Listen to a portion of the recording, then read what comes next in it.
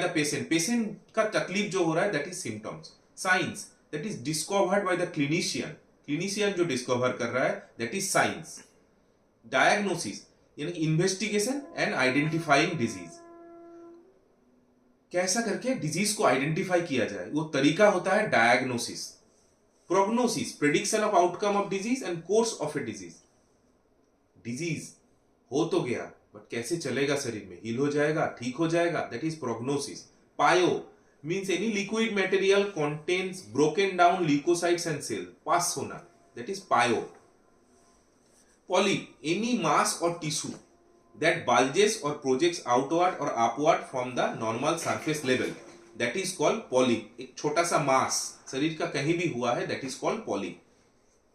Peri, peri means around, एक boil हुआ है उसका चारों तरफ लाल हुआ है तो पेरी बॉयल मीन्स बॉयल का चारों तरफ.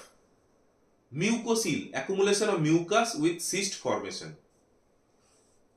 Lesions characteristic changes in tissues and cells produced by the disease. Means जो डिजीज हुआ है वो सेल या टिश्यू में जो चीज चेंज कर रहा है that is lesion. Genesis means beginning process, जहां शुरुआत हो रहा है.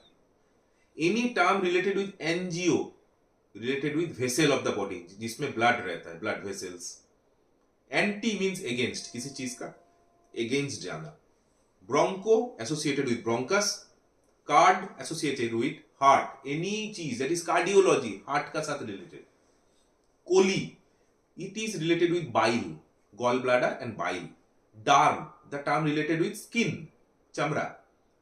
एमा किसी भी चीज का लास्ट में ई एम, एमा मतलब स्वेलिंग, जैसे कि इडीमा मतलब शरीर का स्वेलिंग. एम्फाइसीमा लंग्स में जो एल्वियोलाई होता है उसका स्वेलिंग. एंडो किसी भी चीज का पहले एंडो अगर लग जाए तो दैट इज इनर.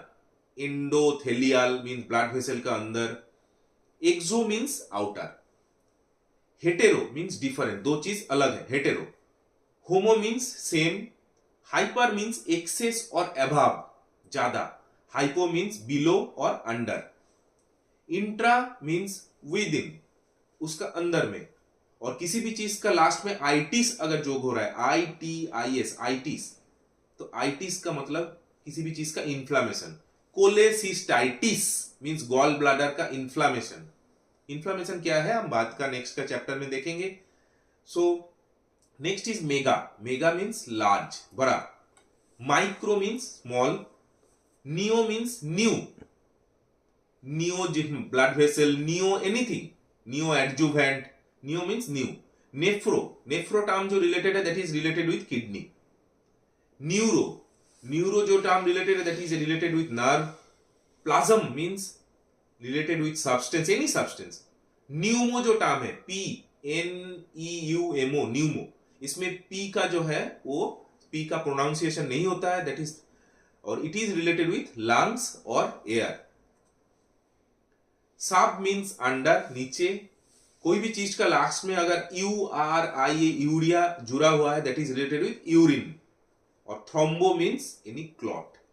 सो ये सारे डेफिनेशंस जानना बहुत ही जरूरी है, नहीं तो पैथोलॉजी पढ़ने में बहुत दिक्कत होगा. Now coming to next topic, cell injury. Cell क्या है? Cells are the basic structural and functional unit of a tissue और ऑर्गन. हमारा शरीर में छोटा छोटा मल्टीपल मिलियंस और ट्रिलियंस सेल से बना हुआ है हमारा शरीर और सारे ऑर्गन्स भी. There are 50 to 75 trillion cells in human body. Cells tend to maintain their normal homeostasis, अगर उसको छेड़छाड़ ना किया जाए वो नॉर्मल अपना काम करता रहेगा. Cell injury underlies all diseases, cell का इंजुरी होता है तभी तो डिजीज होगा. Now etiology of cell injury, cell injury क्यों होगा? हाइपोक्सिया, शरीर में ऑक्सीजन का घाटा हो रहा है that is hypoxia. Ischaemia, blood supply का कमी हो रहा है. Physical agents like trauma, extremes of temperature, radiation, electric shock and sudden changes in atmospheric pressure all have wide ranging effects of the cells. So ये चीज हो तो cell का ऊपर इफेक्ट आएगा, सेल में चेंज आएगा, सेल का इंजुरी होगा. कुछ केमिकल से भी होता है, जेट is chemicals like air pollutant, insecticide, carbon monoxide, asbestos, ethanol, overdoses of inappropriate use of drugs. So ये चीज से सेल का हानि होगा। इन्फेक्शस एजेंट्स, कुछ इन्फेक्शस एजेंट्स भी सेल का हानि पहुंच सकता है। Immunologic reactions and genetic effects.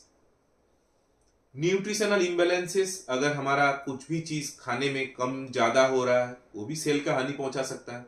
Ageing, with age जैसे जैसे बढ़ रहा है। साइकोजेनिक फैक्टर्स, दैट इज अगर मेंटली कुछ प्रॉब्लम हो रहा है कुछ भी चीज, तो ये चीज सेल का इंजुरी करता है। They are the reasons behind the cell injury.